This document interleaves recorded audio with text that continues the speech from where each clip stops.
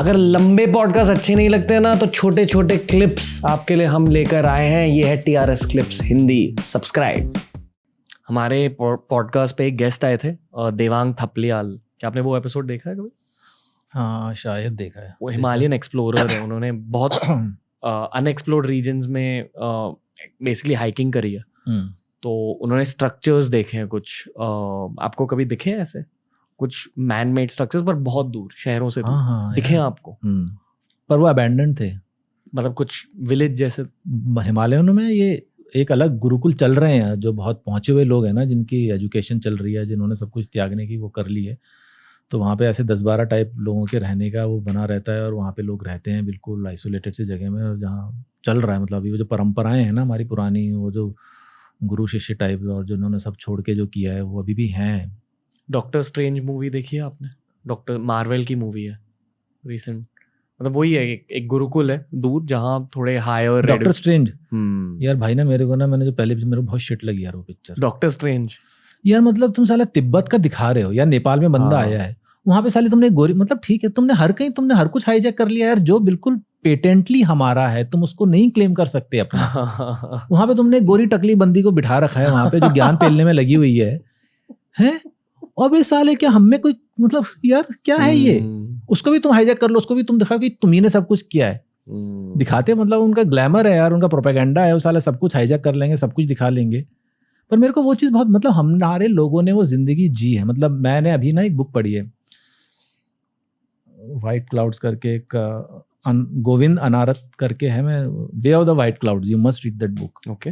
एक इटालियन बंदा है जो one of the few guys जो चाइना ऑक्यूपाई, जब तिब्बत के चाइनीज ऑक्यूपेशन से पहले वहां पे गया था, तो वो तिब्बतन मंक बन गया था, और वो पहले श्रीलंका में था, and then somehow he went to Tibet किसी उसके लिए, और फिर वो बिल्कुल ही उसका, क्योंकि जो महायान जो श्रीलंका का बहुत सीरियस है, और जो तिब्बत का जो बुद्धिज्म है वो बहुत ज़्यादा अलग है, और उसमें बहुत ज़्यादा ऑकल्ट और मिस्टिसिज्म है। तो you have to read that book यार। उस मतलब किस तरीके की बातें, किस तरीके के लोग, और ये जो ऑकल्ट पावर्स हैं जो वाकई में है, जो पुनर्जन्म है, उसने तो कितने सारे, इवन योगी कथा में तो बहुत सारे पुनर्जन्म के इंस्टांसेस हैं। और ये जो मेटावर्स की बात कर रहे हैं, जो कुछ बातें कर रहे हैं, वो तो हमारी फिलोसफी में कब से है यार। मतलब लोगों ने माया और मतलब जो ऑल्टरनेट डायमेंशन है, कि एग्जिस्टेंस कुछ और है, कि कुछ और भी वर्ल्ड्स हैं। तो एक कार्लोस रिवेले की बहुत अच्छी किताब है टाइम के ऊपर, क्योंकि टाइम का जो कॉन्सेप्ट है बहुत वियर्ड है, कि टाइम वाकई में यहाँ धीरे चल रहा है और ऊपर तेज चल रहा है। कहीं पे टाइम कुछ और है, कहीं पे टाइम कुछ और है, अभी तक हम समझ नहीं पाए। और उसने एक बहुत बड़े संत होते थे, बुद्धिस्ट मंक होता था नागार्जुन, उसको कोट किया है। उसके इतना उसने किसी राजा को, I am forgetting the quote क्या था, वो आज के टाइम से बिल्कुल मैच करता है। But that was the end of it. No one tried to, west का बहुत कंफर्टेबल है कि जहाँ जितना जरूरी उतना लो, और उसके बाद आप खत्म कर लो। जैसे हमने डॉक्टर स्ट्रेंज की बातें करी, जहाँ एक स्कूल दिखाया गया, आप ये मानते हो कि ऐसे स्कूल्स होते हैं? 100% यार। मतलब तिब्बत में तो थे ही ऐसे स्कूल्स, जितनी भी लामासरीज थी, उनकी जितनी मोनेस्ट्रीज थी, वो सारे स्कूल थे। आप कभी गए हो तिब्बत? यार वो एक रिग्रेट है, मैं तिब्बत जा नहीं पाया, मेरे को मौका मिला था पर मैं गया नहीं। आप चाइना गए हो? चाइना में रहा हूँ मैं 1 साल। क्यों रहे हो? चाइना में मार्शल आर्ट सीखने गया था। ओके। तो मैंने 1 साल वहाँ पे विंग चन और बाजी सीखा है, और ताई ची। ओके। वाह। ओके। मैंने बहुत ताई ची की एक सेशन करी है जो बहुत ज्यादा इम्पैक्टफुल थी मेरे लिए। ताई ची समझा दो क्या होता है? यार ताई ची ना, कुछ लोग सोचते हैं कि ये बूढ़ों के लिए है, कि यार आराम से करने के लिए, but tai chi is the most difficult form of martial arts ever. It is the most difficult form. और उसको उन्होंने ऑर्सलो इसलिए कर दिया था क्योंकि जब अंग्रेज आए तो उन्होंने सब, जैसे वो नॉर्मल कल्चर को खत्म करने की कोशिश करते हैं ना, तो उन्होंने कोशिश करी, तो उन्होंने कुछ इस तरीके से और उसको थोड़ा सा मॉडिफाई कर दिया कि ऐसा लगे कि बुड्ढों के लिए।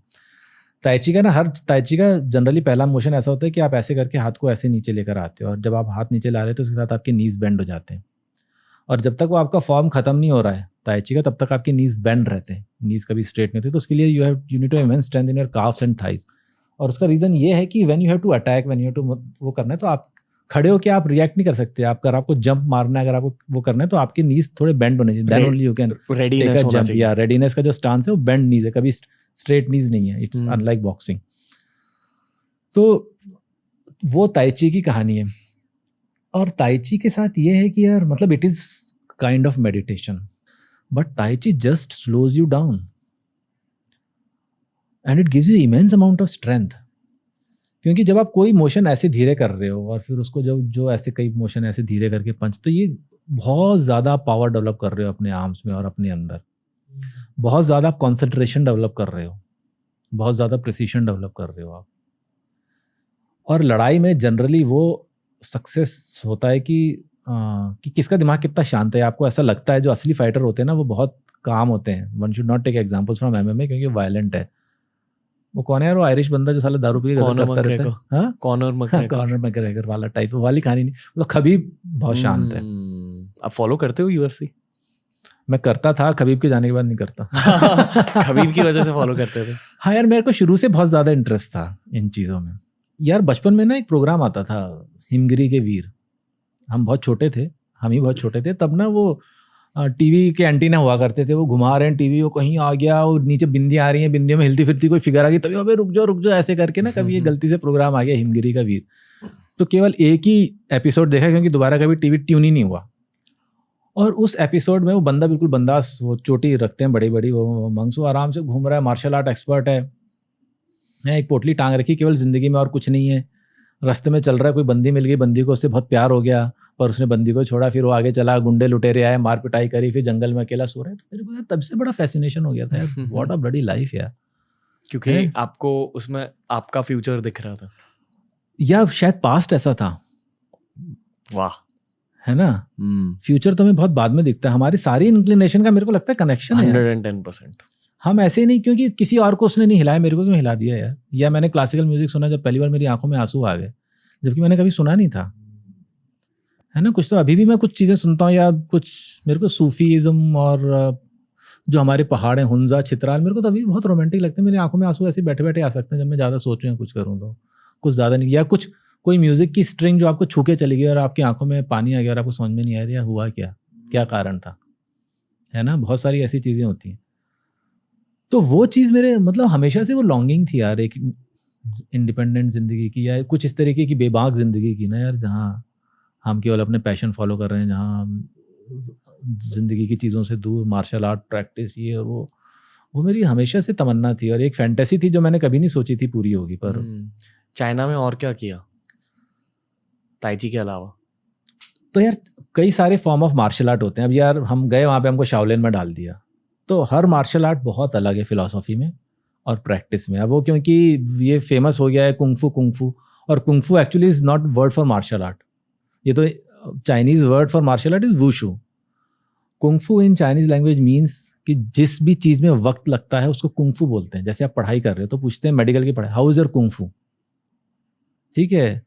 आप कुछ और काम, पेंटिंग कर रहे हो, उसमें बहुत टाइम लगता है, हाउ इज़ योर कुंग फू, पर वो बड़ा ग्लैमरस लगा वेस्टर्नर्स को, यार कुंग फू नाम अच्छा है तो उसने कुंग फू कर दिया। कुंग फू का मार्शल आर्ट से कोई लेना देना नहीं है। खैर एनीवेज जो कुछ भी है, तो हमको वहाँ शाओलिन में डाल दिया मेरे को, क्योंकि उसके 3-4 इंस्ट्रक्टर थे। यार शाओलिन ना बहुत अब over a period time flowery हो गया है बहुत ज़्यादा। उसके जो फॉर्म्स है ना, वो बजाय रियल इम्पैक्ट के वो अच्छा दिखाने के लिए भी बहुत मेहनत उसमें ऐड कर दिए, और उसमें बहुत एक्रोबैटिक्स चाहिए, back flip, front flip, roll, ये यार अपनी बॉडी बहुत स्टिफ है, भयंकर स्टिफ है, अपन वो सब कुछ नहीं कर सकते। And by the time I went there I was 36, around 36 वगैरह था, और मैं नहीं कर। वहाँ भी मिस्टिकल एलिमेंट्स होते हैं यार, वो बहुत प्रोफेशनल हो रखा है, वहाँ कोई मिस्टिकल एलिमेंट नहीं है। Okay. हालांकि वहाँ पे चिगोंग की क्लास होती है जो मैं बहुत सीरियसली करता था। क्या है चिगोंग? जो चाइनीज़ मेडिटेशन टेक्निक है उसको चिगोंग बोलते हैं। तो चाइनीज़ का ये आइडिया है कि हमारी सारी चीज़, जो इंटरनल एनर्जी, वो लोअर एब्डोमेन में है, and if we can cultivate that, तो हम उसको किसी भी बॉडी पार्ट में ले जा सकते हैं। तो इसीलिए जो हिंदी ये चाइनीज़ पिक्चर में दिखा ना, बंदे ने लात मारी, बंदा उड़ता हुआ गया, सामने दीवार पे जाके लगा, भाई वो वाकई में ऐसा होता है। सुकड़ा सा बंदा दिखेगा पतला सा, उसमें हमारे जो शिफू थे वो यार हमको ऐसे उंगली मारते थे और हम दम करके पीछे जाते थे, और उसमें इतनी पावर होती थी। So the whole idea is कि आप उस ची को कैसे अपनी बॉडी में अलग अलग जगह ले जाके इतना कॉन्सेंट्रेट कर रहे हो, देन जब वो मेंटल जो इंटरनल एनर्जी और जो physical energy when it combines, then तब वो एक्सप्लोसिव पावर बन सकती है। फिजिकल एनर्जी का एक एंड है कि आप कितनी तेज पंच मार सकते हो, पर वो चीज़ का बहुत और दूसरा, इट इज़ अनलाइक बॉक्सिंग जिसमें केवल अग्रेशन है। और आप देखोगे कि यार बहुत सारे बॉक्सर्स की बहुत स्क्रूड अप लाइफ है, एमएमए वालों की बहुत स्क्रूड अप लाइफ है, मतलब केवल गुस्सा, पैशन, अग्रेशन, यही है।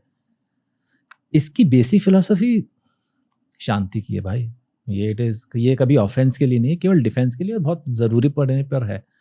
पर उन्होंने इस चीज़ को इतनी अच्छी तरह क्लब किया है, और शायद कम लोगों को पता हुआ है कि शाओलिन बोधि धर्म का शुरू, एक इंडियन मंक का शुरू किया हुआ है, जो मोनेस्ट्री है शाओलिन, बोधि धर्म ने बनाई थी।